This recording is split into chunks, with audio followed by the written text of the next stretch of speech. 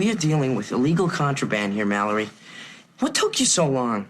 Effie didn't want to give up the pills. She said she needs them for her diet. How'd you talk her into it? She likes you, Alex, so, I told her you'd go out with her. You what? I don't want to go out with Effie. She weighs 300 pounds. Well, it's a lucky thing for you she does, or she wouldn't have those pills. I just wanted to let you know about my study group. Oh, don't be a fuddy-duddy. I'll be your study buddy. I'm about to embark on one of the great challenges of my scientific career. This work right here is going to change history. I think this is going to be our greatest mission. I don't have time to study. I'll never get into Stanford. I got big plans for you tonight. I got maps, I got charts. I'm going to see you through this because my credibility is on the line. It's at this point that you'll want to start taking notes. Welcome to the Sitcom Study, the podcast where we contemplate the TV shows we grew up with and search for the truth and wisdom within the tropes and cliches. And talk about a very special episode. Amy, what is the trope we are about to discuss? The most exciting trope ever, Jay. We're going all the way back to the 1970s. We're going to start with the best show ever. Welcome back, Kotter. It's going to be so exciting. I'm so excited. I'm so scared. Yep. An Oscar-worthy performance, just like several of the TV stars we're about to talk about.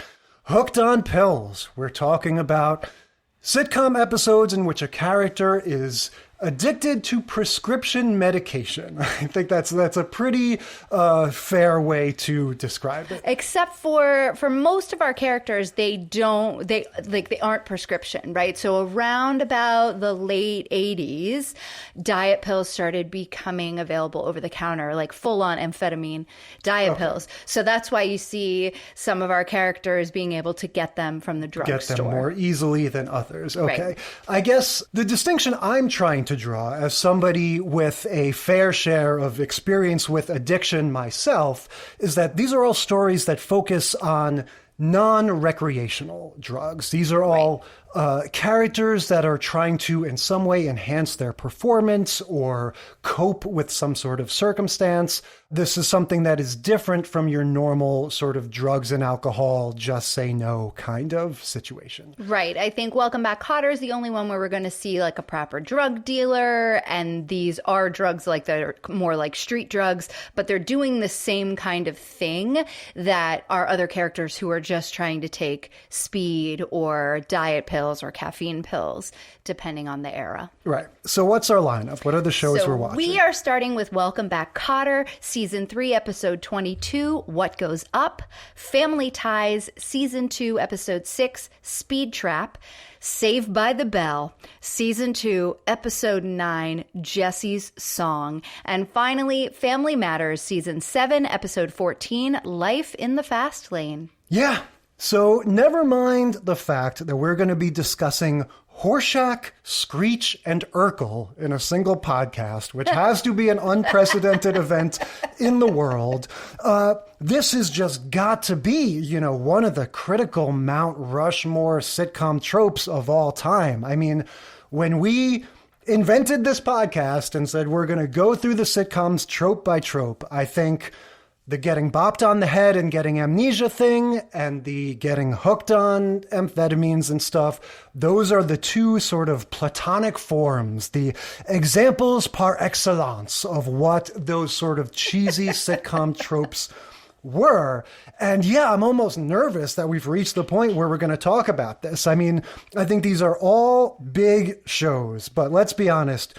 If you're talking about an on-screen descent into the depths of addiction, right? You've got Requiem for a Dream, Leaving Las Vegas, maybe Fear and Loathing in Las Vegas, and then the I'm So Excited episode of Saved by the Bell. Just I think you're right. For a certain generation. Oscar-worthy performances all. Yeah, I think for a certain generation, this is just the most meme-ified, legendary, so bad it's good, so good it's bad. I don't know. It is a episode of television that has lived in infamy, but we're starting with Welcome Back, Kotter. which has some wonderful moments as well. Like you said, we've got Horshack at his absolute best. And we get a few good zingers from our friend John Travolta there as well. Well, we're talking about Welcome Back Kotters, so zingers is the name of the game. That's right. This isn't the first time covering this show. We've talked about Welcome Back Kotter before. We love this show. This is a little before our time, but we grew up with the reruns and syndication and stuff. This is a sort of ancestor to a lot of the shows that we grew up with. We talked about how this is one of the first sort of rowdy sitcoms where it seemed like they gave everyone in the audience a shot at Jack Daniels before the show starts. Everyone is just hooting and hollering all the time. And then just the teenage archetypes, that you obviously see passed down to your Screeches and your Urkels and stuff. A lot of it started with this crazy classroom comedy, Welcome Back Kotter. Yep. So in this one, it starts and ends always in Welcome Back Kotter with Mr. Kotter telling jokes to his wife. And she's always about his uncles. Always about his uncle. That's right. And she just is shaking her head and not wanting to hear them because this is her everyday. But then when we get into the episode proper, we have Freddie, who is on the basketball team. He's the tallest one, I think, of the little crew of their guys there. He's tall. Every single cast member of the show has huge hair. Yeah, so that is one thing you also have to take into account. But so Freddie is sitting there on the bench outside the school in the morning. It's all snowy and everything. Love this outdoor set. I have to say, this is the coziest vibe to have a 1978 New York City public school with all the graffiti and the snow. But it's fake graffiti and fake snow. And so the whole thing just looks like sort of clean and safe and just sort of, it's almost like you went on a Disneyland ride that was made to look like New York City or something. Like it's just not quite real, and that sort of makes it nice. Yeah. So Freddie's sitting out there on the bench before school starts, and he's struggling to stay awake. And his friends arrive and they're like, "Come on, Freddie, what's going on with you?" And he's like, "Oh man, I hurt my knee in the basketball game last week, and the doctor gave me these pills and they just really make me groggy." Yeah. This is the Sweat Hogs, the gang. This is Epstein, Barbarino, and Horshack. And Freddie Washington, like you said, is the basketball guy who... He's going to be our only one that's on pain pills, right? We've got 3 amphetamines and a pain pills. Well, so that's what happened next. The pain pills is his reason to go into the speed because he's having a hard time staying awake. He's having a hard time shaking off the grogginess from the pain pills. That's when he starts waiting for somebody in the bathroom, the dealer who meets him in the bathroom, to give him some speed, some uppers. Now, let's just say this whole dynamic I found pretty interesting. Welcome Back Kotter, like we said, it takes place in 1970s New York. This is almost like a sitcom version of something that grew out of, Taxi Driver and your kind of gritty Scorsese New York City. And so, for better or worse, it was just so interesting to me how the other 3 friends, Horshack, Barbarino, and Epstein, are so scandalized. Yeah, they're so anti-drug. I was not expecting that. Yeah, and now granted, the show, and again, I found this a little surprising because this isn't like Saved by the Bell where it's a show for little kids. Like, you kind of felt like this had an edge to it. The show completely sort of skirts the issue of recreational drugs, right? Because this whole time I'm wondering, like, don't these guys get drunk on the weekend? Don't they, like, smoke weed at recess? Yeah. Yeah, and, like, this is all presented as like, oh my God, Washington might be on drugs. And Epstein and Barbarino are gravely concerned, and Horshack is completely in denial. He's just like, not my Freddie Washington. This is not a person who would ever do that. He's my friend, and I believe him when he says these are vitamins. Right.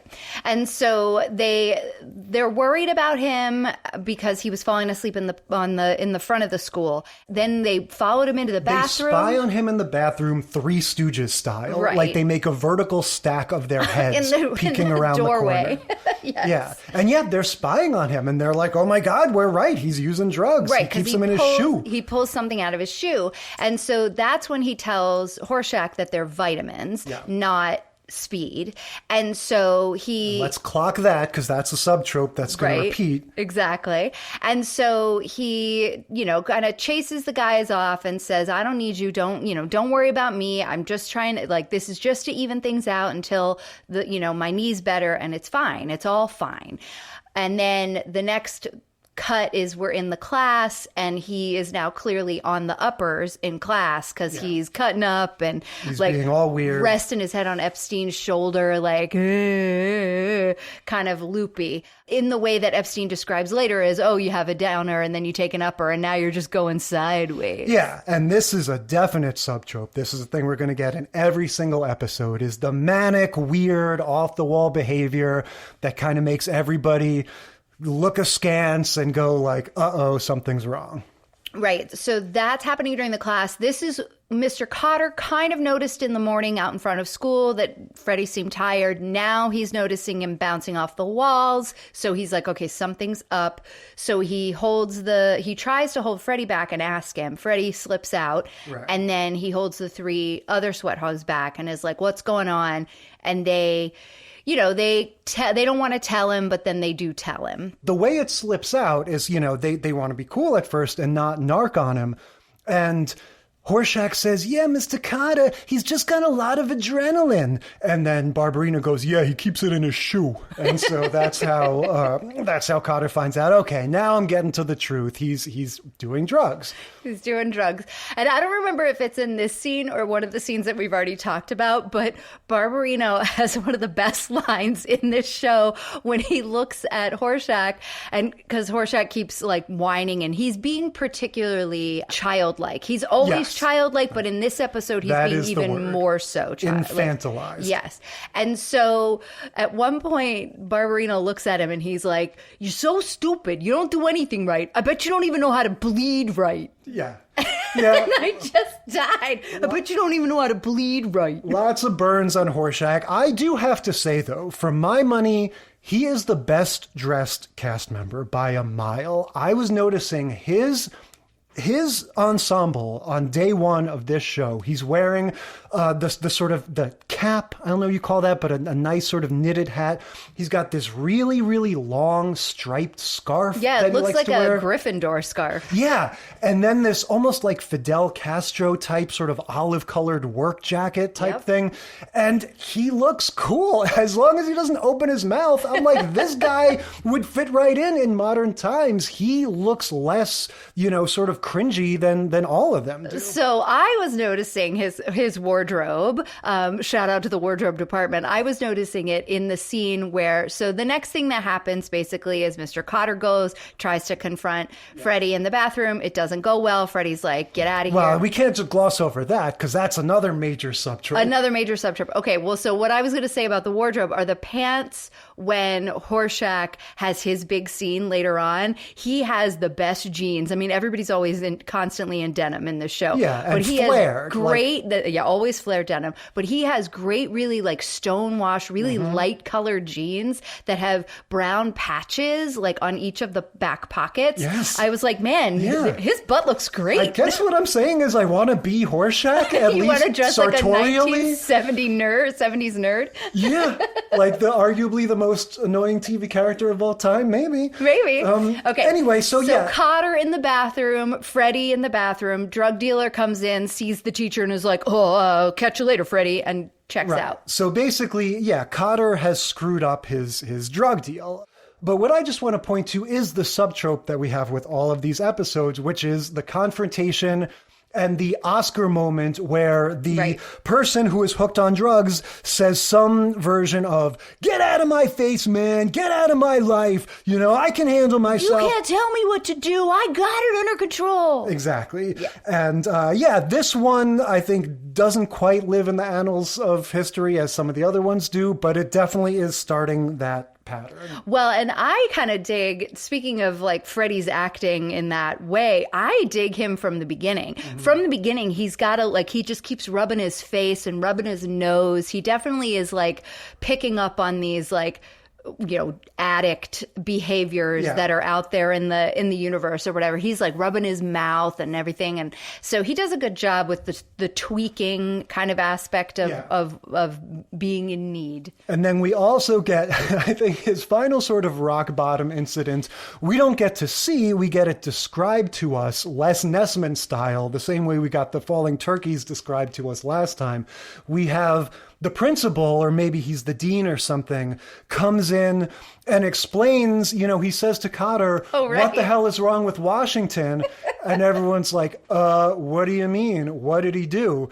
And he goes, well, Washington stuck his finger in a can of peas and yelled, ho, ho, ho, I'm the jolly black giant, right? And he goes, and then I forget, what did he then do to the dean? He stood on a tray of peas. He put his feet, not his finger.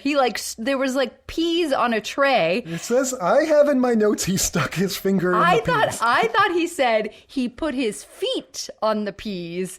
But anyway, either way, and said, ho, ho, ho, I'm the jolly black giant, and then started calling out to the principal, like, come here, little sprout. Yeah, that's right. So we have this whole other off-screen incident that is like, at this point now, it's been elevated to the administration. So everyone knows Washington is in a pill hole.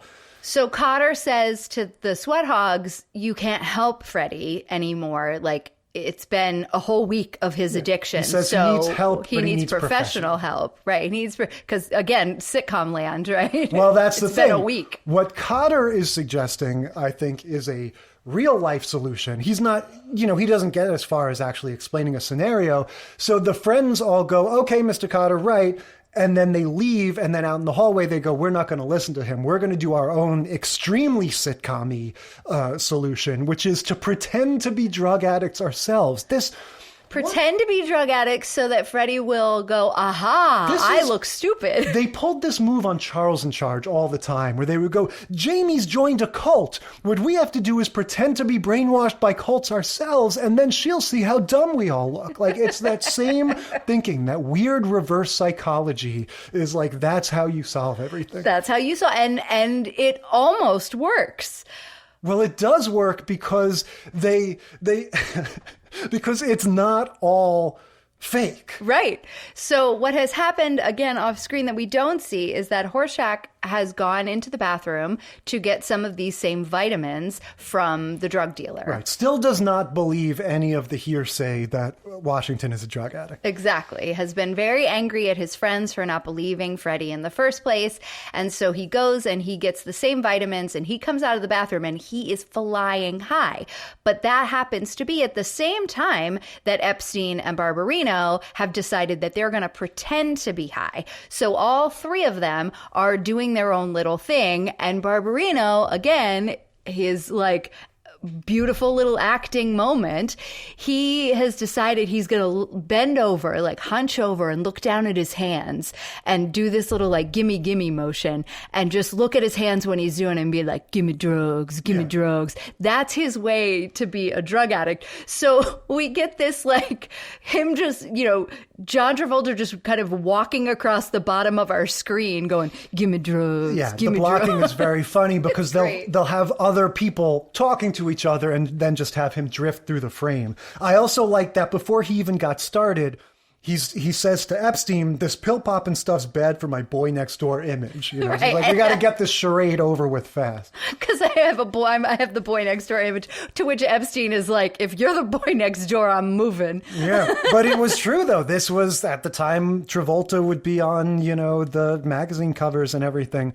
So yeah, like you said, this works all too well because even though Washington sees through Barbarino and Epstein's ruse, and they're like, all right, there's no fooling a real drug addict. He can tell we're just faking. Then it turns out that, yes, Horshack is high as a kite on opiates, I guess. And he's on the uppers. The upper, okay. And so he's like, it was basically like almost jumping out of the window of the school. Right. He's pretending to do like a circus act on the window and is like, watch me, I'm the great flying Horshack or whatever. Yeah. And so he says, oh, wait, I'm going to jump from Mr. Kotter's window into the window of the classroom next door. And everyone's like, no, you're not, get down. And so they lift him up and try to put him down, and he's pitching a little fit, and he bangs his knee on the ground, or that's what's supposed to happen. Of course, it looks awful, and then they cut to a different take where he's holding a different knee than just hit the ground. The injury is very unconvincing, but we get the point that he got hurt, and it's this whole little sort of scandalous moment that little innocent puppy dog Arnold Horshack has been hurt because of Washington's,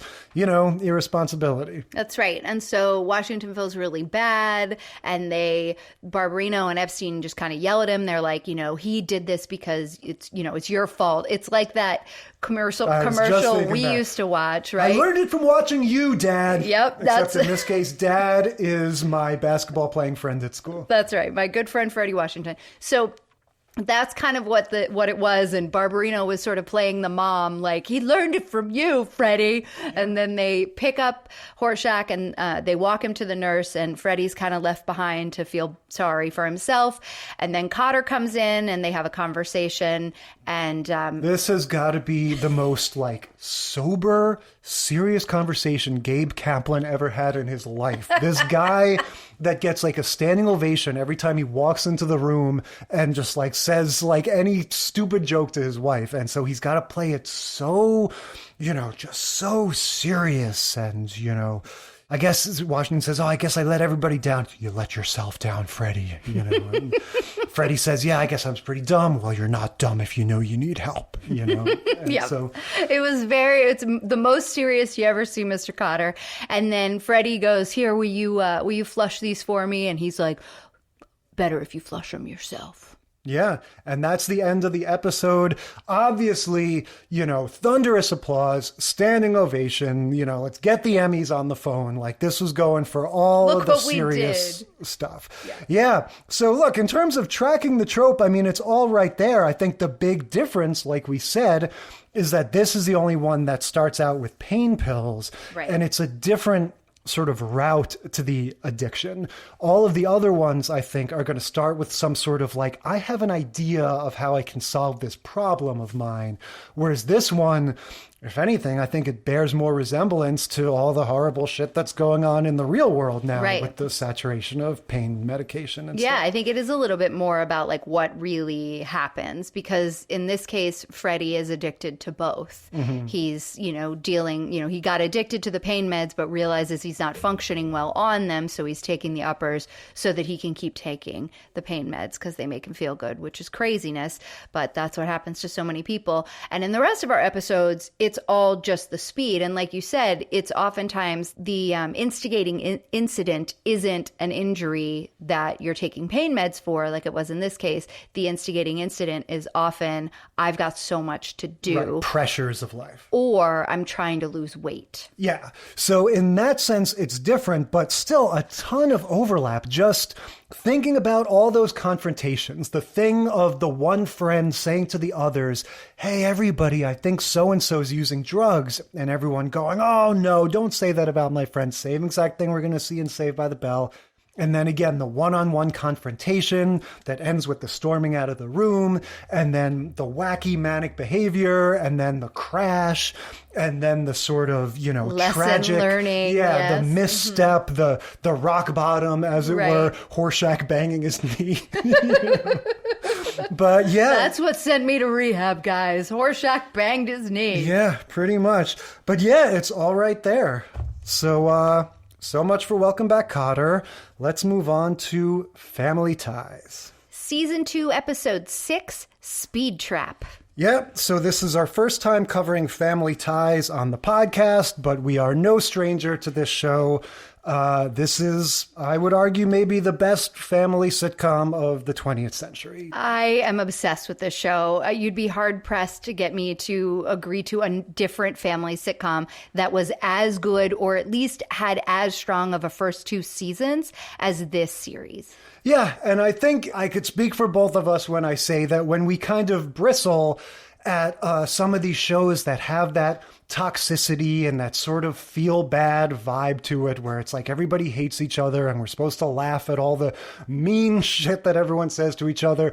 This is like sort of the opposite of that. Like, this is kind of what we're comparing it to. And it's not to say that there's never any conflict or strife or anything, but there's something about the way that this family is characterized and that all of these characters are played that is just really just sort of like wonderful at the same time as it is funny.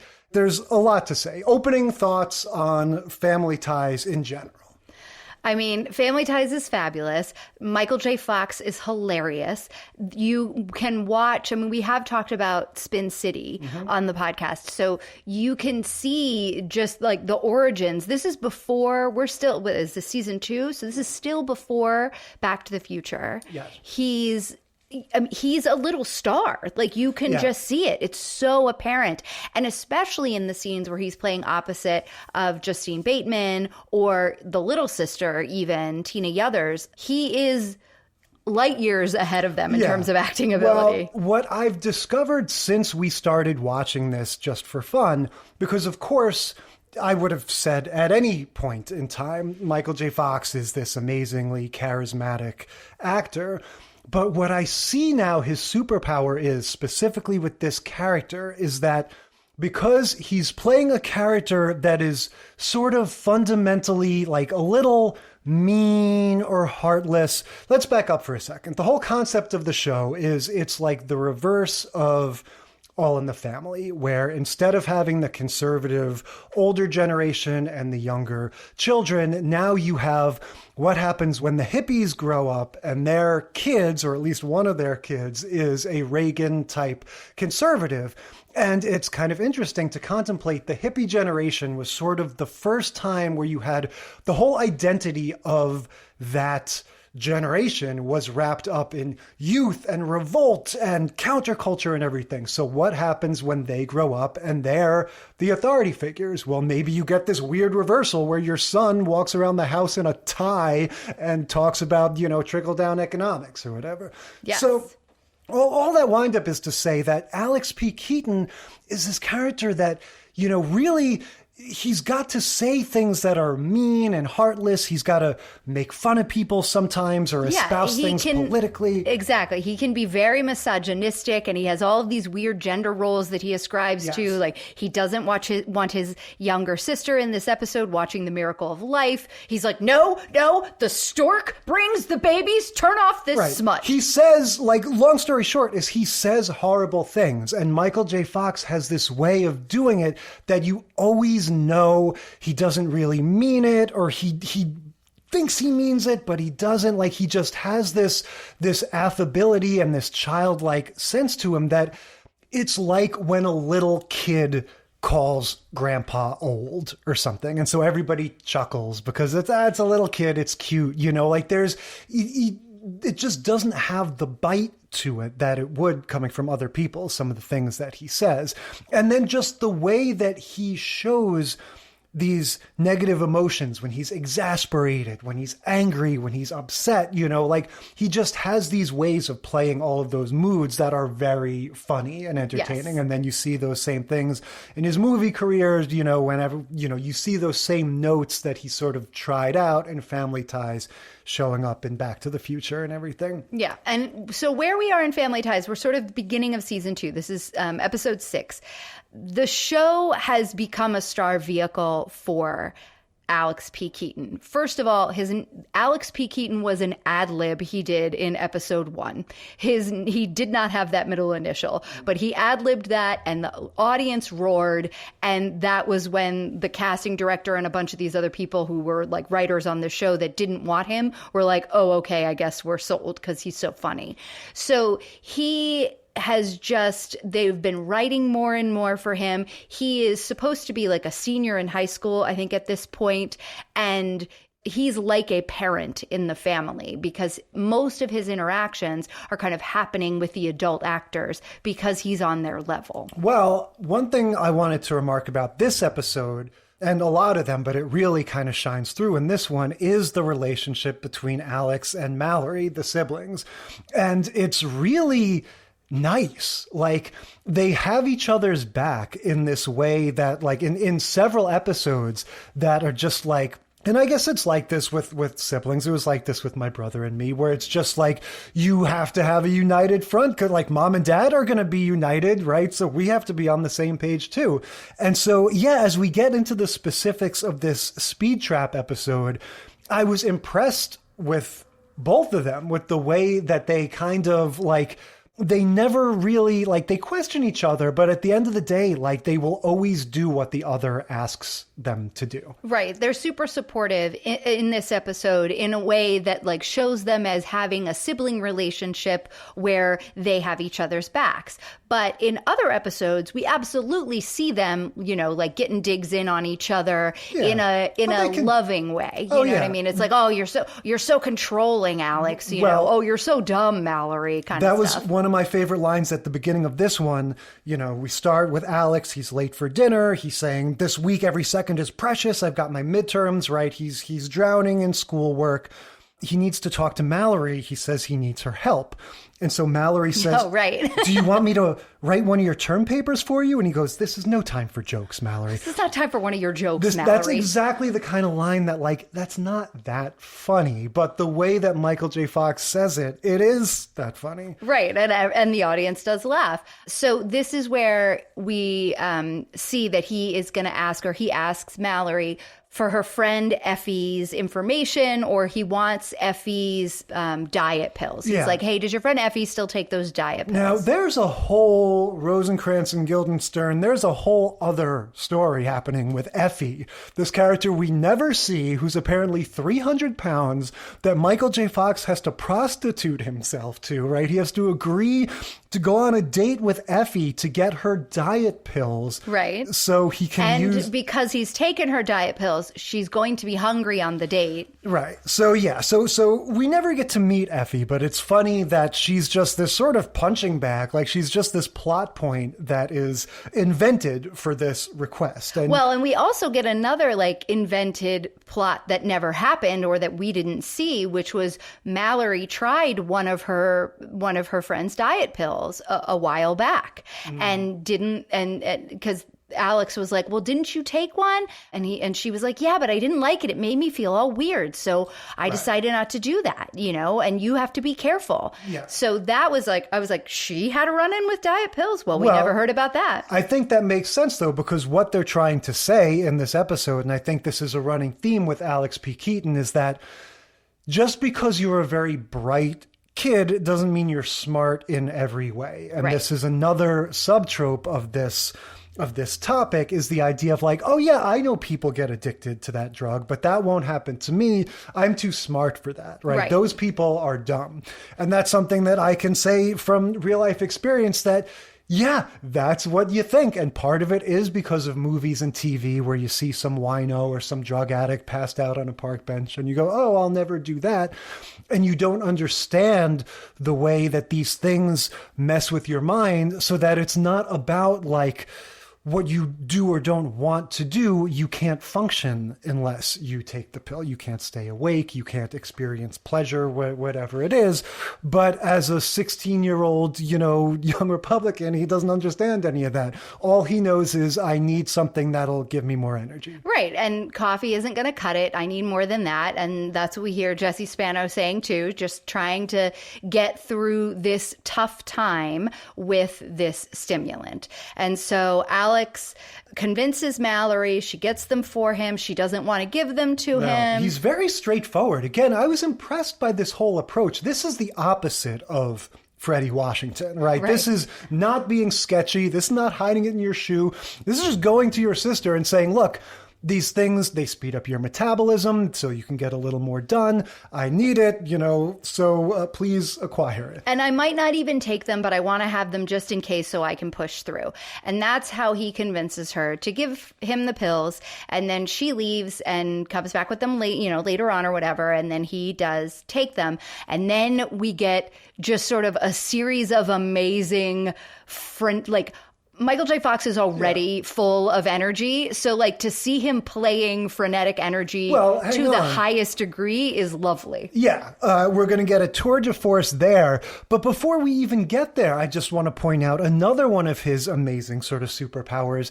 He has to do a Shakespeare-style one-man soliloquy type thing where he puts the pill bottle down on his desk. Oh, yes. And has to pace around his room. I don't even need you. Do I need you? I don't need you. You don't mean anything to me. Talking to himself, weighing the pros and cons, just behaving in a way that no human being has ever behaved ever. Just doing all of his thinking out loud in this way that's very, again, theatrical and sort of heightened.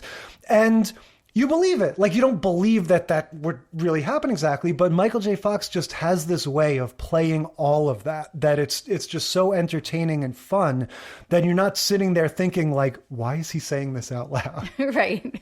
It's not as hokey as it seems like it would be. If we had our characters from Saved by the Bell attempting to do the same thing, it would be very hokey, but it's not. Yeah. The other specific thing I want to call out, whenever Alex is in his room, I love the way he really makes a meal of rolling around on his chair. It's so good that they put it in the opening credits. Yeah, I mean, it's just your classic cinematic thing. If you've got something that's just going to make somebody move around faster and just move through space more quickly and stuff, then it just of course that just adds this extra interest to it. And so, yeah, he always uses that to sort of add a little more zing to his step. He'll kind of glide across the room to grab something. Right. He's studying at his desk and he will read a question and give an answer. And then he'll slide his chair across the room and check his other book where the answers are and be tap the book, put his hands up in the air and be I'm a genius. Right. And so, of course, during this soliloquy, the way that he makes his final decision is by consulting his bedside photo of Richard Milhouse Nixon.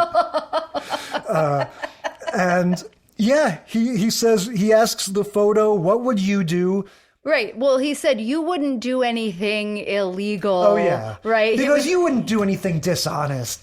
Just to get what get where you needed to get or win or something like that. You would never do that. And then he kind of pauses and looks at who he's talking to and flips the photo down and is but I'm not like that. And then goes and gets a pill. In the 80s, you still had fresh Nixon jokes ready to go. So much Nixon humor. So yeah, like you said, after that, we get several scenes of Alex acting like a maniac, right? Oh, he comes downstairs and the family is playing Monopoly. Well, they call up to him and they say, Alex, do you want to play a game? And he says, no. And they were are you sure we're playing Monopoly? And then you would just hear him running down the stairs. The Keaton household has a landing with a two-sided, a corner-sided balcony. Yeah. He jumps off of the midway landing and down Spider-Man or an Avenger lands on the ground. That's another Michael J. Fox thing. Now that I'm thinking about it, think of Back to the Future. There's 5 different times where he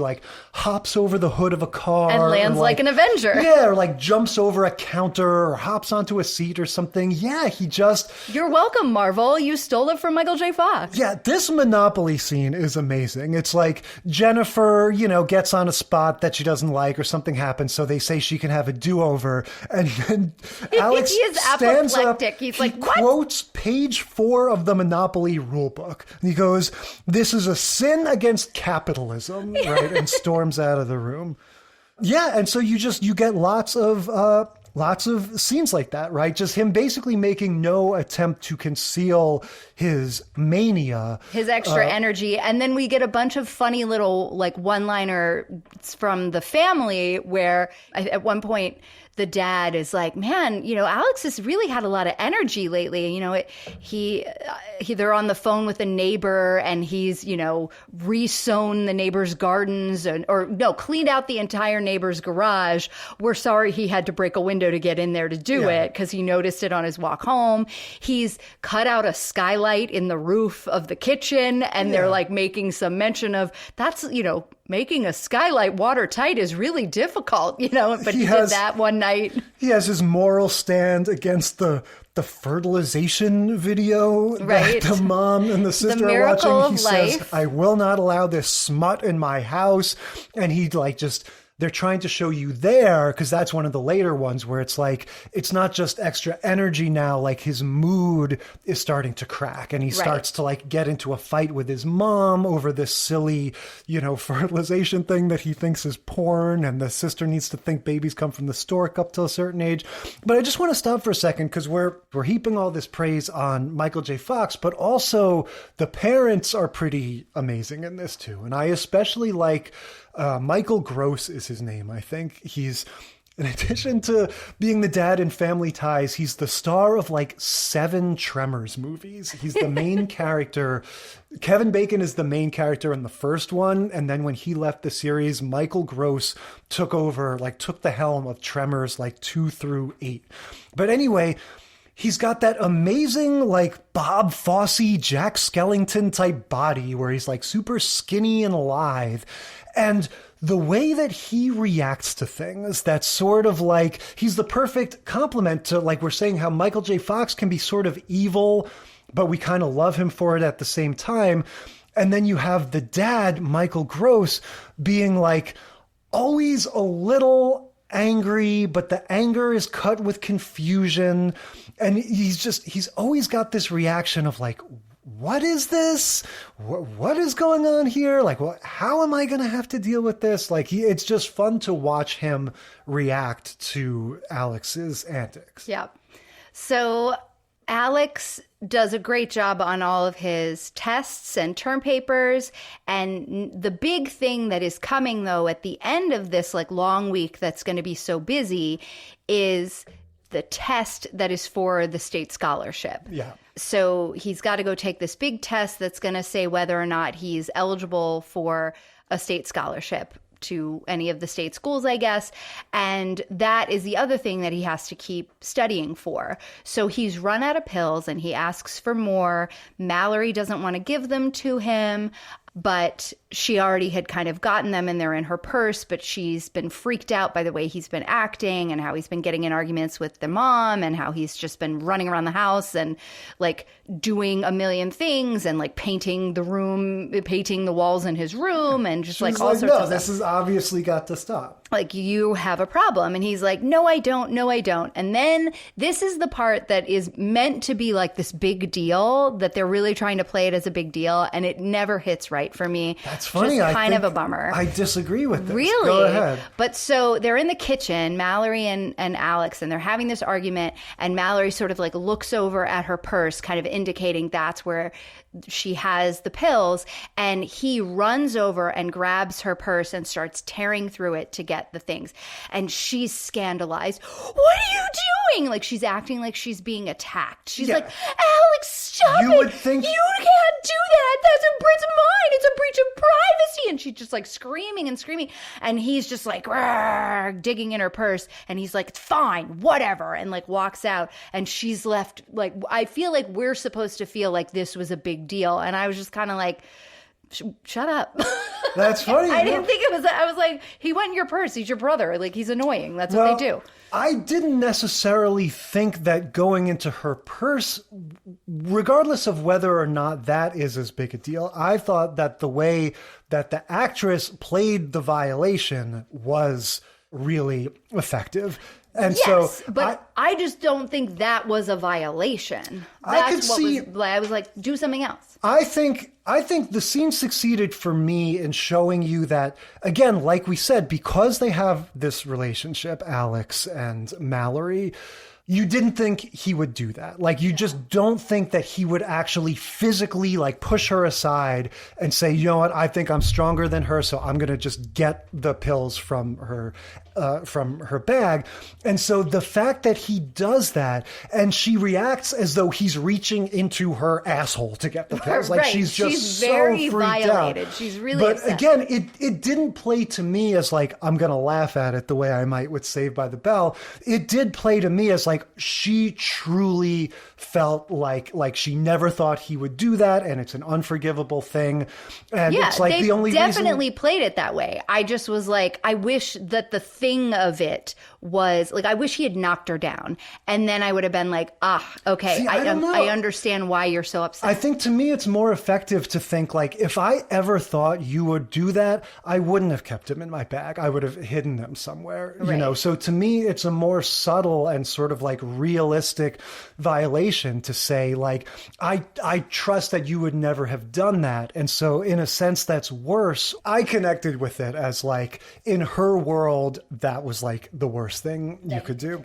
But anyway, he, you know, like you said, this has all been building to this event, this test, and this is another subtrope that we're going to see again in Saved by the Bell, where, you know, this whole thing ends up doing more harm than good, and despite all of his little victories, everything sort of unravels when he's supposed to take the test. Right. So his dad comes in the middle of the night. It's like 3:00 in the morning before he's supposed to go take the test. And he's studying and painting his wall, painting the walls in his room. He's like doing both at the same time.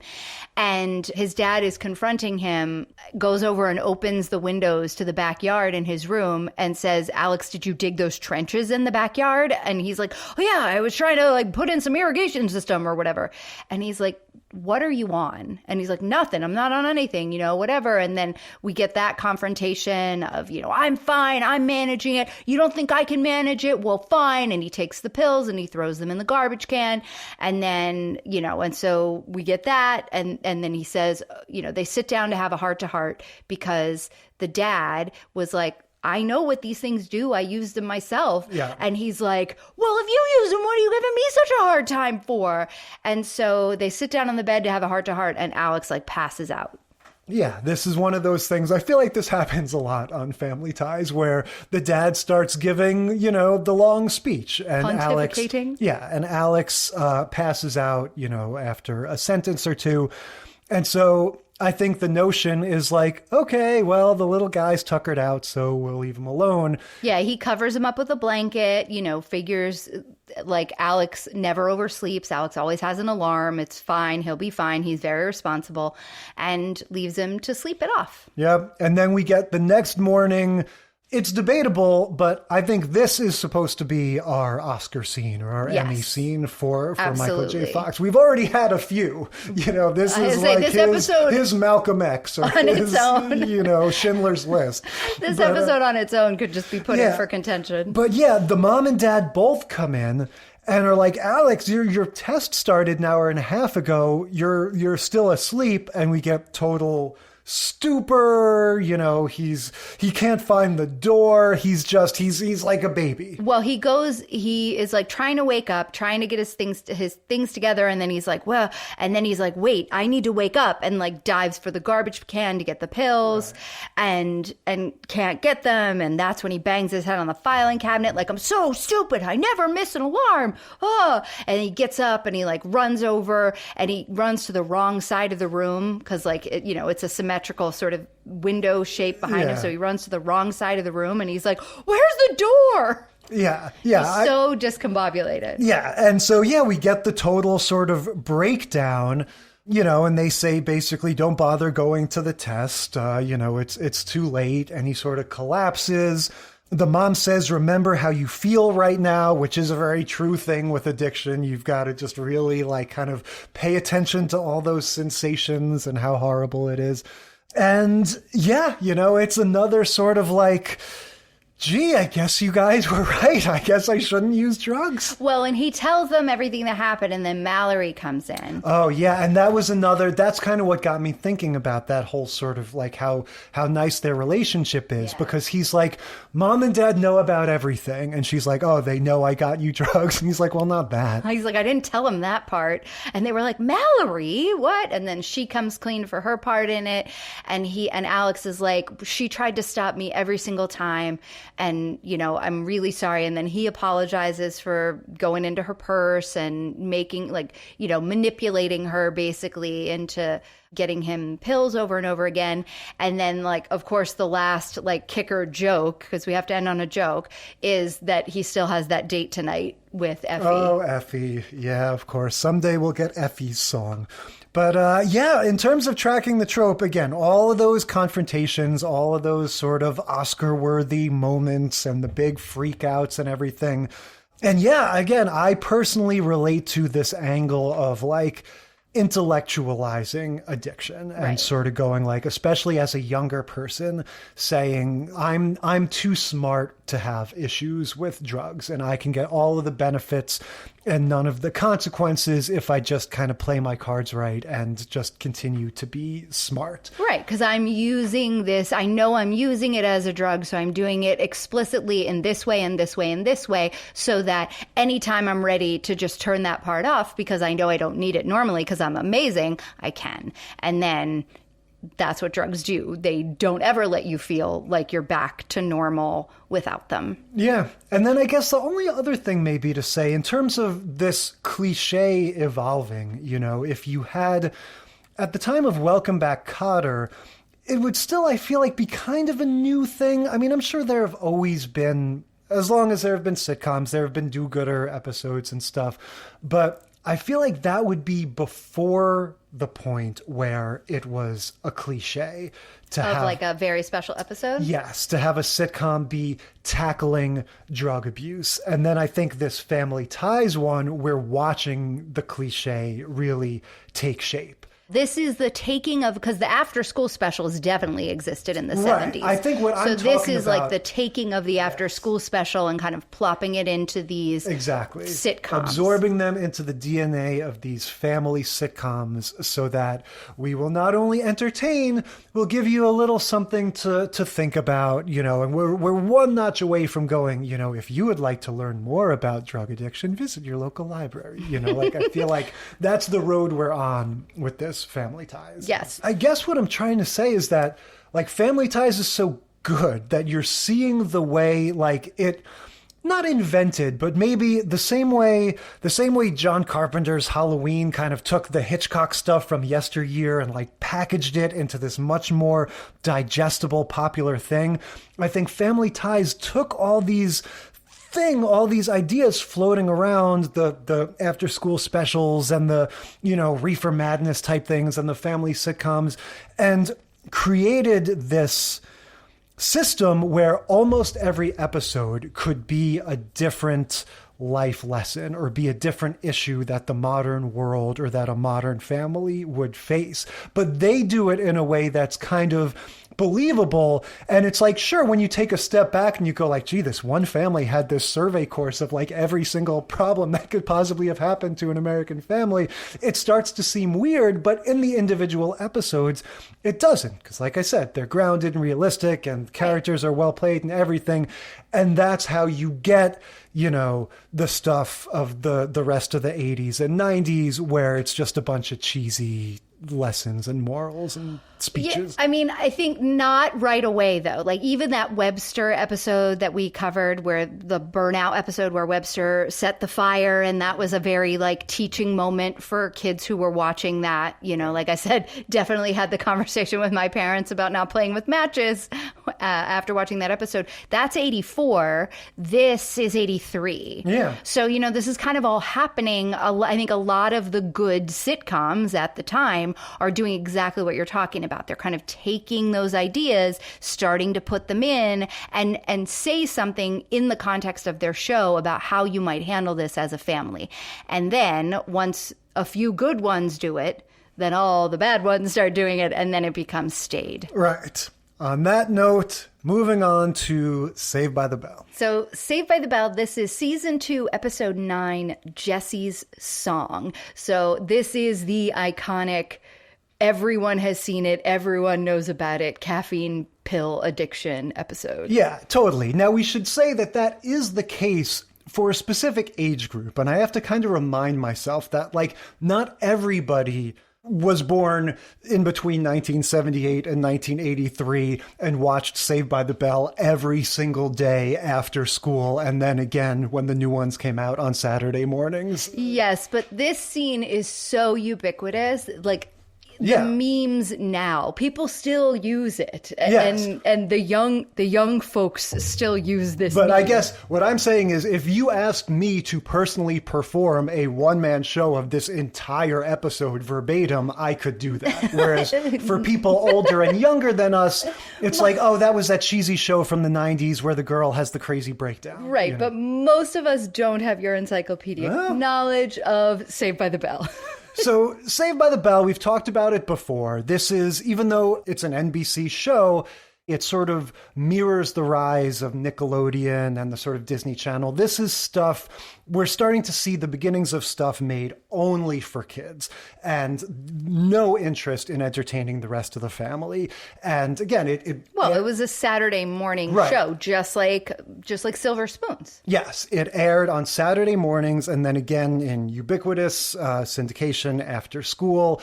And the whole mentality of it is just, you could not get farther from the family ties grounded in reality thing. This is a show where if you want to show that one of your teenager characters is smart, you have him have a robot that he built himself and who can walk and talk and, hang out with you. The first episode I remember of watching Saved by the Bell is the one where Screech and Kelly have a little thing. And so they do that bit of showing the montage of the rumor creeping across school. And then eventually they show you George Bush and Gorbachev talking with the subtitle of Kelly and Screech. And then the footage of the International Space Station with the subtitles of Kelly and Screech. So like the whole thing is this heightened, ridiculous, silly take on the world, which makes it all the more preposterous, I think, when they try to do these super serious, heavy episodes. Sure, but for the actors, I mean, I think Elizabeth Berkley has given interviews in the, intervening years between this show and now, and talking just about how nice it was to kind of, as an actress, yes, she's playing a teenager. Yes, she's a young woman, but to get something meaty and juicy to play. And, I think the jury's still out on whether or not it was a solid performance or an over-the-top performance. Here's what I'll say. Let's hold off on that particular scene until we get to it. But my take has always been, in general, that the acting on Saved by the Bell is pretty good. And that it's not their fault that everything about the show is absurd, that the writing is absurd. It's hokey, and it's purposefully hokey because it's for kids, just like Wizards of Waverly Place isn't going to win an Emmy, you know what I mean? Exactly. And I think that all of them, with the possible exception, unfortunately, of Dustin Diamond, I think they all do a pretty good job of holding their own with this stuff, whether it's the cheesy jokes, whether it's the over-the-top drama that they attempt sometimes. I don't think the acting is primarily at fault. So let's break it down. It begins with Jessie in the Max. She's drinking coffee, even though she says she doesn't like coffee. This is another Alex P. Keaton situation. She's overwhelmed by the pressures of her tests. Right. She is not doing well in geometry. She is the, straight A student, always does well in everything. And she's got this massive geometry test, and it's just not clicking for her. I mean, Slater explains what the problem is. Girls suck at math. That's right. He very clearly explains it. By the way, this episode is also their first kiss. Really? Yeah. I was paying a lot of attention to the Slater and Jessie dynamic here. They have, there's all different eras of Saved by the Bell. Sometimes Zach and Slater are sort of vying for Kelly's attention, but for a big chunk in the middle of the show, Slater and Jessie are this romantic pairing. For a while, they're just sort of flirting in this opposites attract way, and then eventually they're boyfriend and girlfriend, but they're still always fighting. But it's presented as this like, hey, what a crazy couple. She's an opinionated, sort of political activist, kind of very intelligent young woman, and he's a sexist slob. What a fun combination. And yet the reality is, especially especially in this one, it's just like Slater is bringing nothing to the table. You know, I mean, he's bringing his dimples and his muscles, and he's an amazing looking guy, but literally every single thing he says is just a dig that girls suck at math. Why, he says literally, why weren't you born a man? Like, it's not even a funny joke. It's just like, girls suck, guys rule. I don't know. So take all of that stuff you were saying about Alex P. Keaton being able, or Michael J. Fox being able to deliver a line that was, you know, misogynistic or seemingly out of touch, or, you know, dated in some sort of like gender roles or whatever, and being able to say it with like a wink so that it was still funny. That does not exist in the world of Saved by the Bell. We just have Slater being like, hey, mama, too bad you can't be like a guy and good at math. And Jessie just like rolls her eyes at him and gives it right back. Like, well, you know, you're a muscle bound idiot or something like that. But because it's become this banter of theirs, even though Slater isn't playing it in the same way that Alex P. Keaton is playing it, where it is adorable. It's Jessie that's playing it in such a way that allows him to kind of get away with it because she's not taking him seriously. She's rolling her eyes and telling him he's an idiot, and yet they're still flirting. Yeah, no, the show sees this as totally good people on both sides. Like, this is like Slater's thing is he's a little bit sexist. Jessie's thing is, like I said, she's kind of an activist. And if anything, she's often portrayed in the light of she's annoying and she takes things too seriously. Well, that's what always happens to smart women. What are you saying, Jay? You don't notice this in the world? Yeah. No, I was aware of it at 12 years old watching Jessie on Saved by the Bell. Oh, so, man. Yeah, she's trying to keep her head above water, studying for exams and everything. The gang is filtering in, and they cheer her up in the usual way of having your girlfriends come hover over you and all singing in perfect harmony to this like semi-diegetic music track. And that's their thing, right? Never before this episode or since, but in this episode, that's what they do to blow off steam. That's right. Hey, you're feeling down. Come on, let's show her what we've been working on, Lisa.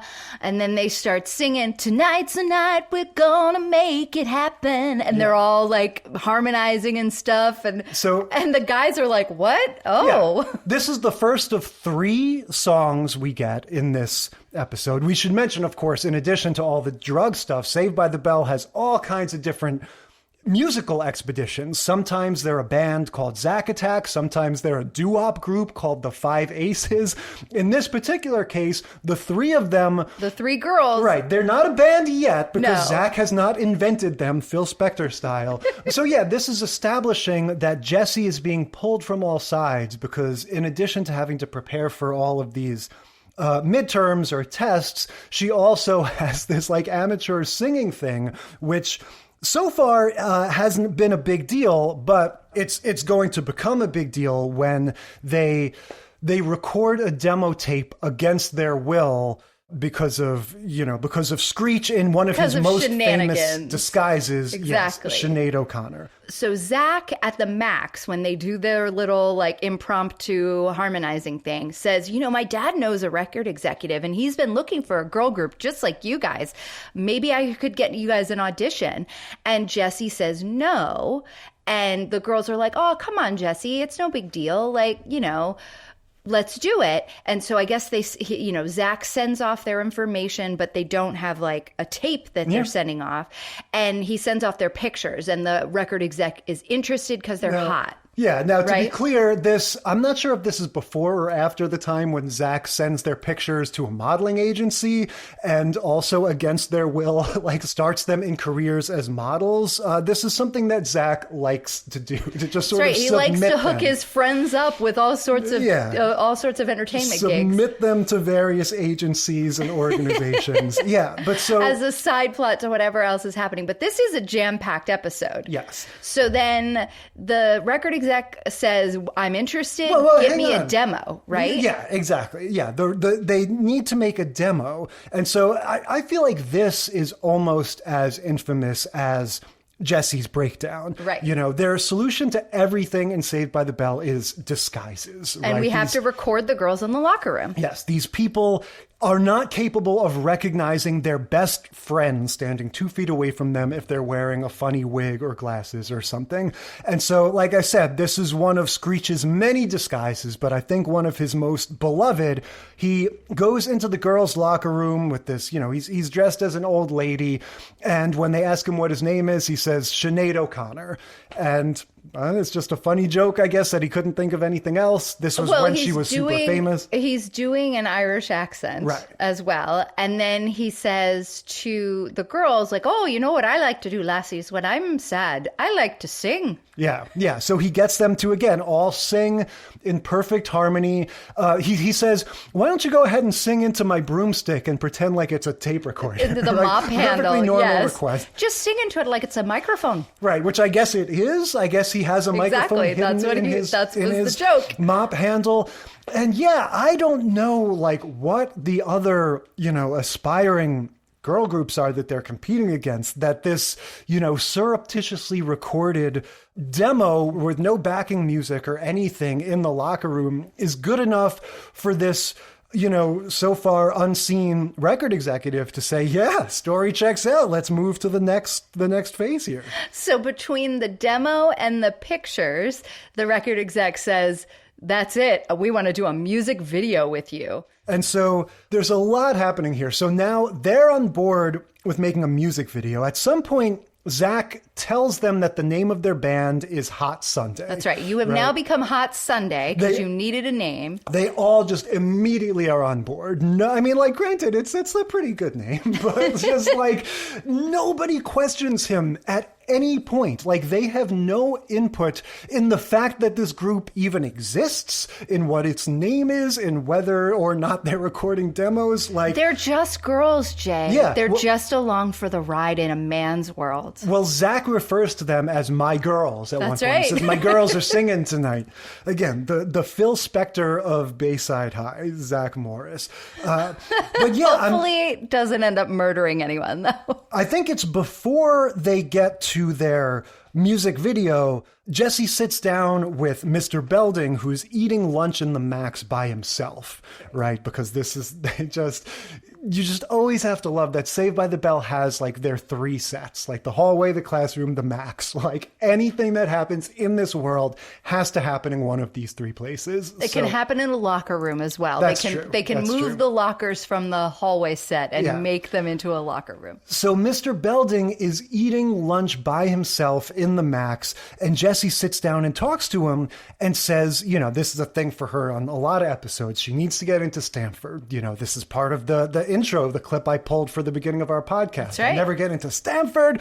And so he says, oh, don't worry. There's a school for everybody. Zach got into a college. I'm sure you'll get in somewhere. And so this gives us our requisite pink bordered fantasy, right? That we often have. Dream sequence where I believe that there's a movie that's like this right now, or more recently, there was like a movie in the like frat bro era of movies that came out that was like this, that was like a fake school Justin Long started or something. So this is called Surf U. Yeah. And Zach is like the coolest guy at school, of course, and everybody gets accepted to Surf U. And that's where Jessie shows up in her, it looks like the outfit that, what's her name, Rory had to wear to her private school in Gilmore Girls.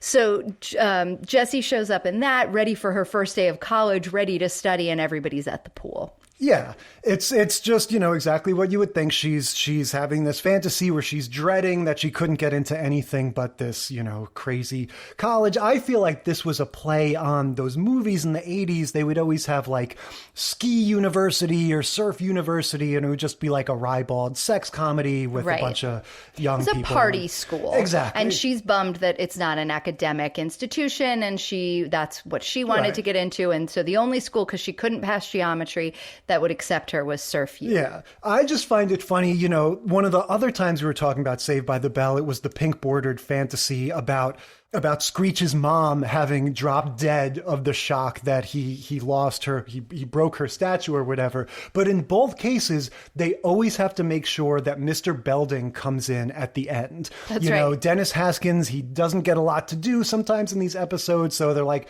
you need to bring him in as the sort of final button on the fantasy sequence. So in this case, he just kind of comes in as like a crazy old beach bum guy, and he's like the dean or something, Yeah. and he's like, hey guys, time to go to class. Yeah, Surf's because up. the whole joke is, as it often is in those moments, it's like, no, I don't take this seriously either. Whoever it is that's having this fantasy or this nightmare, I'm not on your side either, Right. Well, and neither was Mr. Belding in real life, because he was like, hey, you know what? My brother got into a good school and I didn't, and look where I ended up. And Jessie was just like, don't mean to be rude, but I don't really want to be a high school principal. Yeah, but when we get back to the Max post-fantasy, Jessie is sort of like, has this new resolve, and she says, I'm going to ace this test no matter what. Right? So that's like the beginning of the end. And I love that she shakes Belding's hand. It was just such a funny little bit of business to me that she decided to shake his hand before she left the scene. So before they get to their video, we do have the nighttime study session where Slater comes over to help her. And this is where they have their first kiss. But he also discovers that she has caffeine pills sitting on her desk. Yeah. And he's like, well, what do you need these for? And she's like, oh, I haven't taken them yet, but I was thinking, because I need to stay up late and study, and I've got all this stuff going on. We don't get to see her soliloquy where she paces around the room like Alex P. Keaton. Right. No, not yet. But she's just like, it's fine. Like, they sell them over the counter. They're not dangerous. I only was going to, have them if I needed them because I, was thinking I might have to stay up late and study, but I'm feeling good now. I don't, you helped me. I don't feel like I need to study anymore. And he's like, okay, good. We'll throw those away. And she's like, I will. And then he goes to leave, and then she runs after him and gives him a kiss. Yeah. And it's funny. I didn't realize that was their first kiss because I thought it was weird when he says, I'll never wash these lips again. Yeah. And I just thought like, all right, guy, calm down. Like, it's not that big a deal. Isn't she your girlfriend? Yeah. No, not yet at this point. And that was why it was a big deal. And the big, the audience woos at Saved by the Bell anytime there's a kiss. Yeah. So you can't, you wouldn't know if it was like the first one or not unless you did like I did, which was look it up. But that also, we also get the establishment in this scene of Zach jumping through the window. That's his way of coming over to say hey to Jessie. Vinny Del Pino style. Yeah, he comes through the window just like Sam on Clarissa Explains It All. And tells her while Slater's there that the video is going to happen, that they want him to make a music video. So she's feeling more confident about geometry, but now she's going to have to take time off because she's got to do this music video. So she's not going to have as much time to study as she thought. So she sends Slater on his way, gives him the kiss goodbye, and then immediately decides that she's going to take the pills because if she can't study tomorrow, because of the music video, she's got to stay up all night tonight. There's not enough hours in the day. I relate. It's funny how I think coming through the window is like the universal sign of a platonic friend. Yes. It's like if we're boy and girl, but we're just friends, then you don't need as much privacy. You can hop in through the window. If you're a romantic suitor, you come in through the door and keep everything. That's right. Parents have to know that you're here if you're a romantic suitor. If you're just the boy next door that you grew up with, you can come through the window. Right. That's how a lot of teen pregnancies happen. So we get the video itself, full video, like 3 or 4 verses, choruses, like this is not truncated. We get every 80s music video trick in the book. Oh, yes. The weird superimposing the close-ups over the wide shots, the canted angles, the jump cuts where they change outfits mid-bounce off of a trampoline. They each have their own personal trampoline. This is like a hybrid music video / jazzercise workout. It is. And they are in Jane Fonda-esque workout attire. Yes. Like they have, the bike shorts with the leotard and the thong leotard over it so that you're not seeing anything untoward. You're just seeing like the hot pink bike shorts. Oh yeah, they're dressed. And but it's very cute. Everybody has their own look. Lots of side pony and like bows and everything. It's very 80s, 90s. based on? Like, I'm looking back on it now, like, because you had like... Let's get physical. Okay, that's what I was going to ask. Olivia Newton-John, I know she was known for like the workout stuff and the music stuff. And you're saying the video for Let's Get Physical was like that? The video for Let's Get Physical is a workout video. Okay, yeah, so it's that's very what this much is like, biting off. but that's not the only reference. You know what I mean? Like, there definitely were other ones that did Right. that. But this is straight up. I mean, then the song's called Break a Sweat or Yeah, oh, whatever. definitely. It And all so fits together. That's what the theme is for the thing. But as I was watching it this time, I was going like, oh yeah, like all those music videos that were also workout videos. And then I'm like, wait a minute. What were there? Was that a thing? Like, I don't remember Madonna having workouts in her music videos. Maybe not so much, but the flash dance, She's a Maniac, that is Yes. almost like a workout video. Sure. I mean, it's a dance video, Yeah. but it's similarly. And again, these are all like 80s cheesy things. We're Right. in the early 90s now, but still Yeah, no, but building it's on that. appropriate for this because with the workout and all the energy, and like you're saying, it's a way to sort of keep them dressed modestly, but still sort of show off their hot bods. Like it's, I don't know. And so, yeah, we get this crazy video.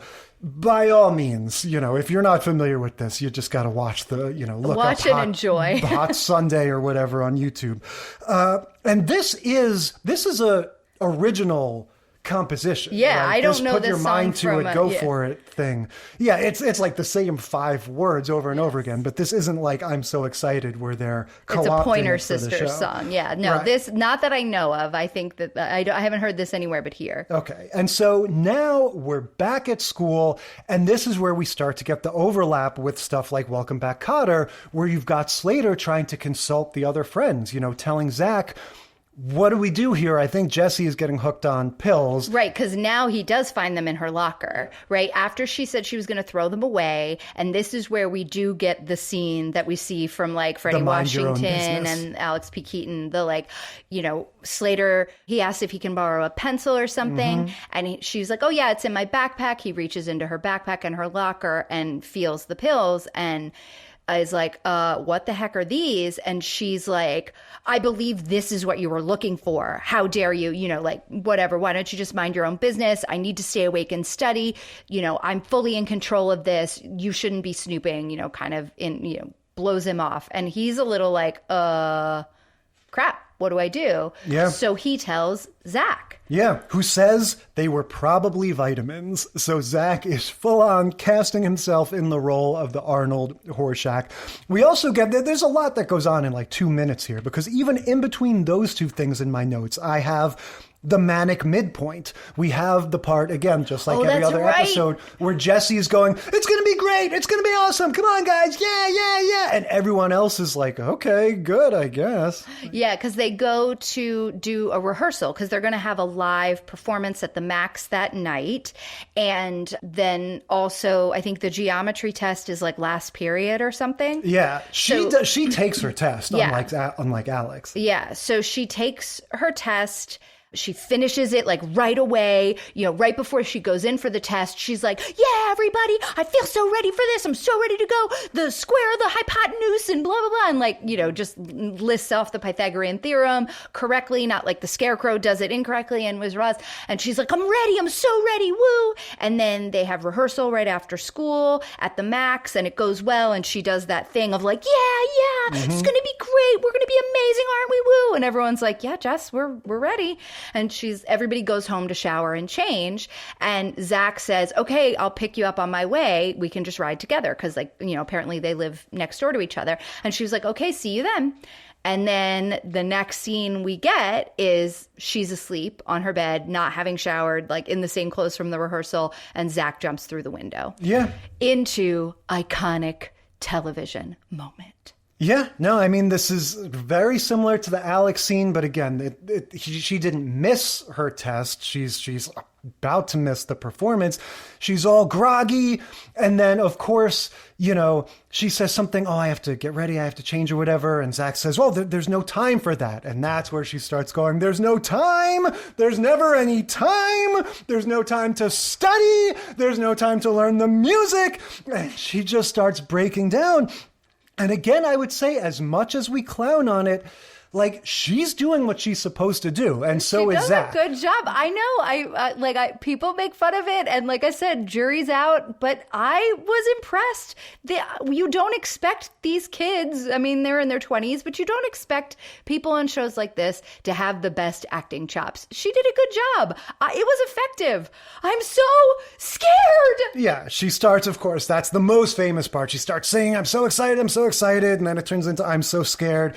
She, sort of collapses into a heap in Zach's arms. And then I always thought Zach's comforting tack could have used another polish. He says, remember that time when we were little kids and we were riding our bicycles home from seeing E.T. in the movies and it was really dark? We were scared then. And that's it. Like, there's no, like, you couldn't go back and maybe come up with like, hey, remember a time where I was in over my head and I didn't think I would get through it, but then you helped me. Like, he couldn't come up with something a little more substantial to connect this. All he does is just think of another time when we were scared. But I think the point is that they were together. Yeah. And that it was okay. Like, he said, it's okay, I'm here. Remember that time. And so he's saying, like, it's okay. Like, we'll get through anything if we're together. Yeah, I think I could have used just one more sentence, because having seen this a million times, I know all he gets to is, we were scared then, and that's all. That's his words of wisdom. She misses, the thing that she misses isn't the test. She misses the performance for the record executives. So we cut to that. We cut to the performance at the Max. Again, if there is ever a show, an event, or anything, everything takes place at the Max. And we sort of find out in real time what their makeshift solution to Jessie's absence is, right? Because we get first, they start the music, Kelly pops up from, underneath the frame, and then, Lisa spins into the frame, and then we get Screech comes in through the front door, and he's dancing badly, lip syncing to Jessie's part. Right. They were just playing lip syncing to the part that track. she would have been lip syncing to. Yeah. Right. They're just playing it from a track, and then Slater's like, "Sorry, we couldn't have them sing live. Our the girl who usually plays the part that weird guy was playing, she wasn't able to make it, had an emergency or whatever." So that's the end of Hot Sunday. Yeah, and so they all go back and they have this sort of bedside moment where Jessie's in the bed and she's all, she's in a robe and all kind of calm and, recovering. And, she kind of apologizes to everyone and says, sorry, I got in over my head. She says to Slater, I wasn't very nice to you. What the fuck are you talking about? Like, this guy has never said anything except, like, sexist, misogynist bullshit. Like, he don't apologize to him. He's the least supportive person in the world. Except for he was the one that noticed that she was on drugs and tried to stop her, and she told him to fuck off. I mean, in a Saved by the Bell fuck off way, but, that's what she's referring to. I don't think she owes Slater anything. You get to be a dick to Slater in perpetuity because he is constantly putting you down. Yeah. But Jessie says, I have to go to counseling. I have to learn that I don't have to be the best at everything. So it's a very, as is to be expected, this is, the messaging is very clear. We're speaking directly to the, 10 to 15-year-old kids that are watching this and saying, don't take things too seriously. Not only don't do drugs, but, don't succumb to the pressures of school and, your friend / talent manager. Right. So now we're going to go from a show where the actors are very comfortable and confident in their roles of, we are doing this show for kids, right? To a show where, everyone who's supposed to be in high school has sort of aged out, but they're still playing it, albeit grumpily. That's one word for it. I'll take that to mean we are moving on to Family Matters. Season 7, episode 14, Life in the Fast Lane. Yeah, poor Jaleel White. Wow. This, I would say it's child abuse, but he is not a child. No, he's 20. He and Laura both are 20 in real life. He's enormous. like he's just a grown man and like a strapping, good-looking young man. You totally see why they had to do that Urkel stuff. The poor guy was just like, I can't do this anymore. Like, well, and what he's having to, like the gymnastics he's having to do the Urkel voice. Yes. Still, you can hear it in his voice. Like, he started it when he was a little middle schooler talking like this, and it was fine. And now He is like, he's having to talk up in this weird false voice and still be nasally, and he is struggling. It's insufferable. Yeah, there's this weird irony where as he gets older, his voice gets higher because he has to do this crazy thing. It used to just be, he was a little kid and he leaned into it and made it a little more whiny and nasally. But now it is like nails on the chalkboard. I was like, wow, no wonder he was so annoyed playing this role. Because, I mean, at this point in the show, I had kind of dropped off watching it. You know, we were in that time that we always talk about where we were kind of in high school and we were busy and we weren't really home on Friday nights watching family television as much anymore. And I was just like, this was not an Urkel I remember, nor is it a Laura that I remember. She has like the short, very cool, like TLC haircut. The Halle Berry early 2000s or late 90s sort of look. Oh, I think of it as T-Boz from TLC. Sure. She had that same kind of haircut. And and I was just like, oh my gosh. And she's supposed to be this like high school cheerleader. And she and her 3 girlfriends are practicing cheers in their living room. And they look like college. I mean, they look like grown-ass women in cheerleading outfits. Yeah, everyone is too old. But beyond that, this episode, I feel like, is a little bit of an outlier from the rest of them, right? We're going to have what is sort of a somewhat serious or trying to be serious story about Laura dealing with pressures to do with her body image. And my feeling was trying to process that. It's like trying to have a conversation with your adult friend while their kid is next to you, like screaming and yelling and going like, hey, look at me. You know, like the show trying to do this serious story about Laura and her contemplating diet pills because of the criticism she's getting on the cheerleading team, and the way they have to sort of weave that in, or the way they have to combine that with this Urkel story so that it somehow ends up with Urkel acting crazy while still Laura learns a lesson about doing drugs and body image and stuff. Like, it's just so awkward and weird. It is a little, it is a little shoehorned. And the thing that I found the most confusing, okay, so the way this all starts off is the vitamins of it all. Yeah. Right? So Laura has vitamin C, actual vitamin C in her bag. And Urkel has intruded on the cheerleading practice because he couldn't find, I guess at this point in the show, he's living with them. I was wondering that because later he's having dinner with them. And so I just assumed, okay, the writers of this show just went, screw it, where everyone loves Urkel. He just lives with them now. Let's not even. I feel like there was some construct at some point where his family was moving away and it was almost the end of high school. So he was going to stay or something like that. But he does live with them now, which is why he's always coming down from upstairs and he's there for all meals and not just like coming in through the front door. Hey, Carl, you know, he just lives there.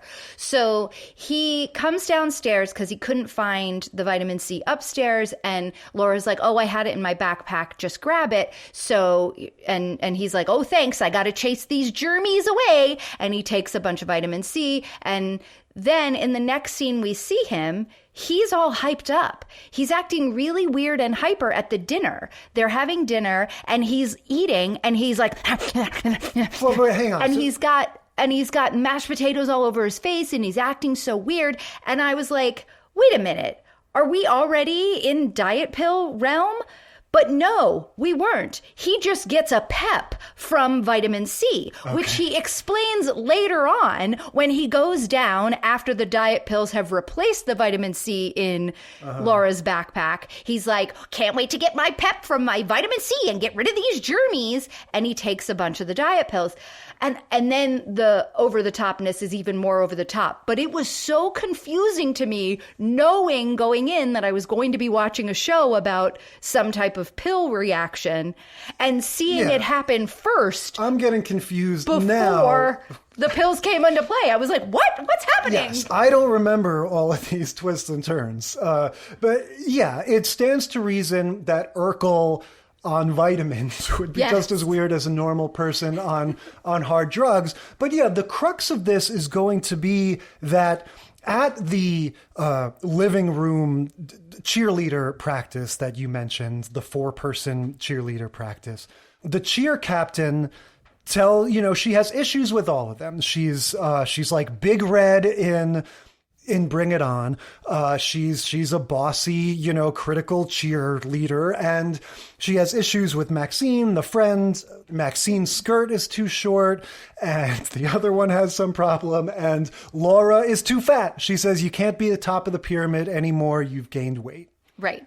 Which, by the way, all of these girls are like 5'9". None of them would be the top of the pyramid. It's all the girl who flies is always like barely 5 feet tall. Yeah. I don't really have much of a sense of scale on Family Matters. I feel like everyone kind of looks normal sized to me. They're all tall because when Steve walks in the room, who again is a very tall guy, he is only a few inches taller than them. But so she finds out she can't be at the top of the pyramid anymore. So I don't remember who she ends up getting the diet pills from. I wanted to mention that because I don't know if they flesh out the character the way Effie was in Family Ties, but we get the same fat shaming of the off-screen friend because we have her say, I traded them for a box of ding-dongs. I think it's like Maxine's cousin or something like that. But Maxine gets mad that she has them. So then she, like Mallory, is the conduit and the mule. Yeah, she's the friend. The reluctant sister. Yes, there you go. That's what I'm looking for. I think so. Yeah, and then Laura even makes reference. She says, you sound like an after-school special. Yes, so she does. At this point, we're into the 90s. This cliche has fully blossomed, and now we need to acknowledge when, the dialogue in our sitcom This isn't like going to be a very special episode of Family Matters. This is going to be a wacky episode of Family Matters where we make fun of very special episodes. I feel like at this point, Family Matters and Full House had just crested into this zone where every episode is a semi, like they always have some schmaltzy thing. There's no ebbs and flows. They're just always sort of on this cruise control level of specialness. I don't know if you mean that in a nice way, Jay. So Steve starts sneezing again. He comes back downstairs, grabs the vitamin C vitamin C bottle or that so he thinks. Laura has now replaced the vitamins with these diet pills. I also just want to mention, she says to Maxine, I won't get addicted. I know what I'm doing. That's a direct quote. So just tracking that subtrope, that same exact mentality as Alex. And she also, Maxine asks her, well, if you're not worried about them, why are you hiding them in a vitamin C bottle? Which is another thing that we see. Like, if you think you can handle it, why are you trying to hide it? Like, understanding you need to keep it a secret. And and just that, exactly. That sort of paradoxical, like, I don't really need it. I just have to have it. That's right. So Steve comes back down and he grabs a vitamin C bottle and takes what he thinks are vitamin C pills, but are diet pills. And he takes one or two and keeps sneezing. And he's like, oh, germies, you're not going to get me now. And then we see him just take like a handful. He has a little ritual, like a little song or something he does where he's like 1 and 2 and 3. And he takes like a whole bunch of them in succession. And we have, again, manic, crazy episode. That's right. He's going out to help Carl in the garage put up shelves, which is the best part of this episode. This was very good. Yeah, I have to say, Carl, we get this sort of montage, this contrast where they're on opposite sides of this with like a woodshed or something. Yeah, it's the garage and they're hanging shelves. Yeah. Right. And so we keep cutting back and forth, and Carl putting up this shelf, he's playing it in this way that's meant to be a contrast to the manic energy of Steve. So they have him just very sort of leisurely, like bopping along, and he kind of lines up his nail just right and kind of with a little swing in his step kind of lifts up the hammer. Like they're just portraying him in a way that's just so like pleasing. He's like the Bob Ross of putting up shelves. I was going to say, it's very Bob Vila, very like, I know how to do this old house kind of like easy it was really feeling nice mentality to watch. Yeah. And then, of course, the contrast is Steve going nuts, and they're doing the thing where like they're sort of showing closer shots, right? So you don't totally get the big picture of what Steve is doing. And he's like sped up a little bit too. Like the tape is a little bit sped up, but so he's like, he measures one board and then throws all the other boards on top of it and gets out 2 saws and stands on top of the boards and starts cutting them all at once. And it was just, I mean, it was very physical comedy gold. And at one point he screams and he does a karate chop. And I have to say, like, totally genuine laugh out loud moment for me, which again, I think I said the same thing last time we watched Family Matters. If a Family Matters episode achieves like a straight, unironic, unambiguous laugh out loud moment, it's a victory. Well, and it's done it twice now. Steve Urkel, even though he is way too old and his pants are too high and I can see too much moose knuckle and all of that being true, he is still hilarious. Yeah. Well, and Carl is very funny. Reginald Vell Johnson plays it, when they're both finished with their handiwork. And so this is the part that made me laugh out loud. Yeah, he's standing back looking at the one shelf that he's put up over this period of time. And then he turns around and screams when he sees, the 37 like askew, some upside down shelves that Steve has put on. Like it looks like a horror show funhouse thing. It looks like, those marble runs that you can build on a wall. Like that's what it looks like. It looks like some sort of right, or like a wacky bank that your coins can trail can go down. Exactly. It's some sort of Rube Goldberg marble run device on the wall. Right. So everything kind of comes to a head. Harriet, the wife, comes in, Laura and the friends all come in, and it's sort of revealed, kind of like the Horshack situation, like we know what happened here. Steve Urkel accidentally took my diet pills thinking that they were vitamins. Steve goes, "You mean I'm on drugs? I've gotta dance." And he breaks into this crazy dancing thing again, like that's right. He's like scooting around like pelvis first all the way around while they're having this serious conversation about how Laura shouldn't need diet pills. Well, that's the thing, is that they're then, after all this happens, Laura and the mom are going to sit down and have a serious, sober conversation about the pressure that Laura felt to lose weight and, all the body issues that young women face. Like, how the hell are we supposed to process this? Again, it's just that the crazy schizophrenia of the tone of this show is hilarious. Yep. It was a lot.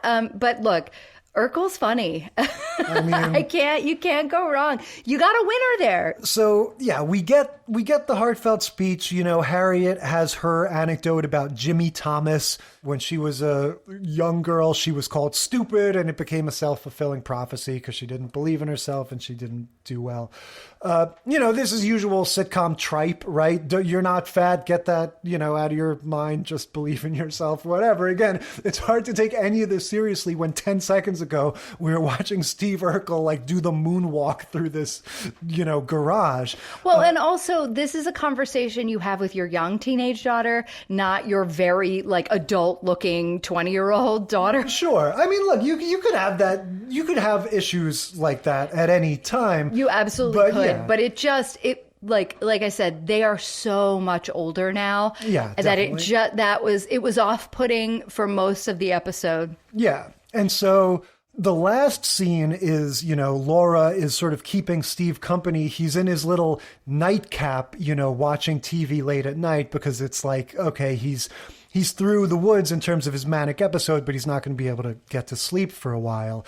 And so we get a sick burn on CBS, right? That's right. She's talking to Steve and she's like, "Do you think you're going to be able to go to sleep?" And he's like, "No, probably not." And she's like, "All right, well, why don't we watch some CBS?" And they put on CBS, and the minute the show comes on, they both go and immediately fall asleep. Yep. CBS. You got Not burned. entertaining, I guess. TV for old people. Yeah. Shots fired, gauntlet thrown down. So I don't know. Look, this is a wild lineup of shows. Any thoughts in terms of like, was this helpful? Like, is it good that these shows, 70s, 80s, 90s, like, did this help kids be aware of the dangers of drugs? Is this a good idea to take the time to tackle these issues on these shows like this? Or did it make it more of a punchline? Did it make us just go, you sound like some stupid episode of Saved by the Bell. Give me those drugs. Yeah. No, I mean, good question. Look, I have a special place in my heart for both Saved by the Bell and Family Ties. I think Family Ties in particular, it was on when I was at an age, and I watched it at such a young age that I was younger than the teenagers that maybe they were trying to reach, but it absolutely had that impact on me because I watched it with my parents and we talked about it, right? So something like Saved by the Bell, when I saw that one, it wasn't new. I'd already had that conversation with my family, So I think maybe that one, it was always kind of a little bit of a joke. Yeah. It was just such a ubiquitous thing at this time. I remember there was some cartoon, like a half-hour cartoon they put on where it was like the Ninja Turtles and the, Looney Tunes characters, something. It was like this, assembly of like all these different cartoon characters that all came together to make this anti-drug special that they aired on NBC or something. Like, it was just everywhere.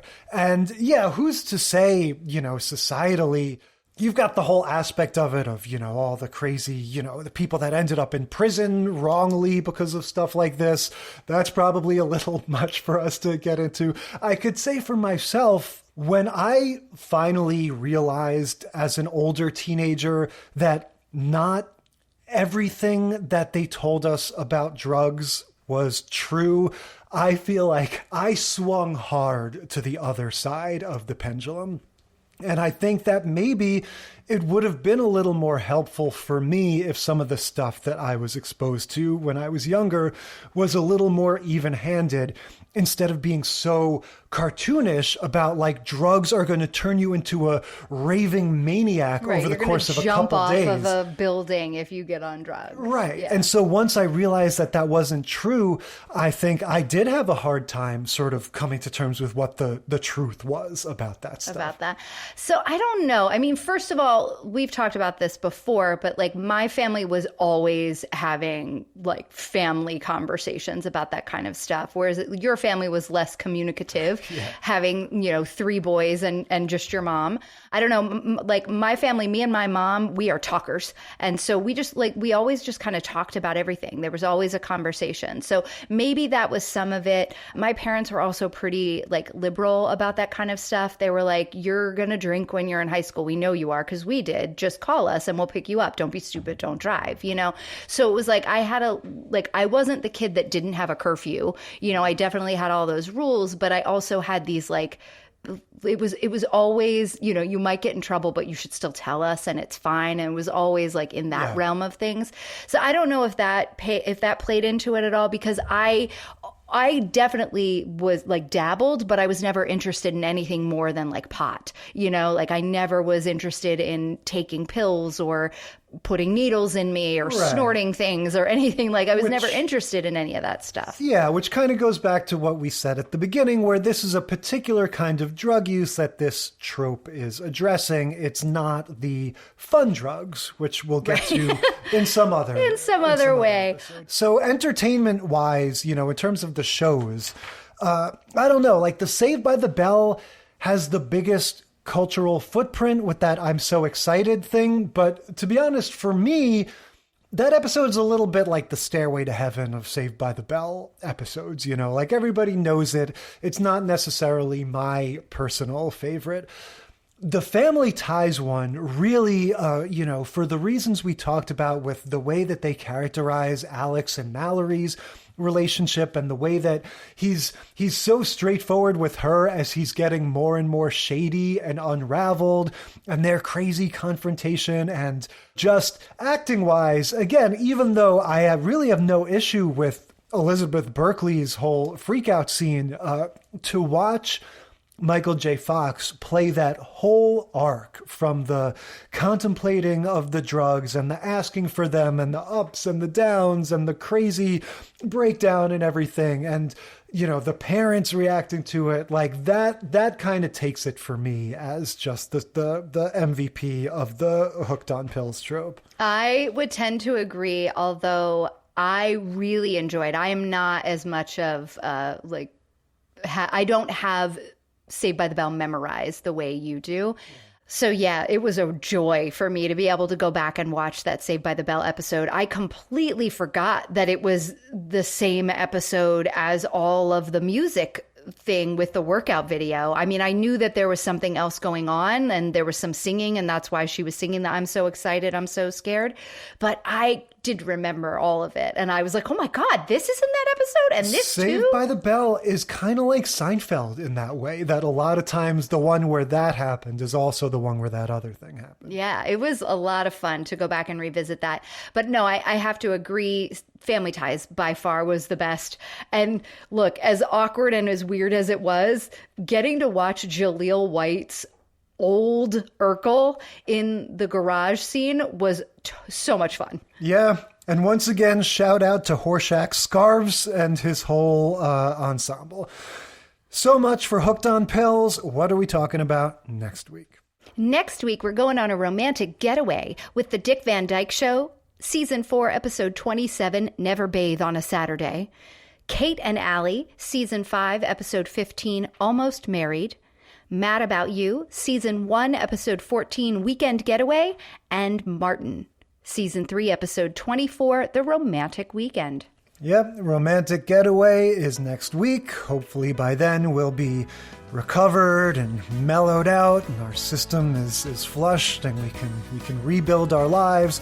And until then, we will consider this segment of the sitcom study concluded.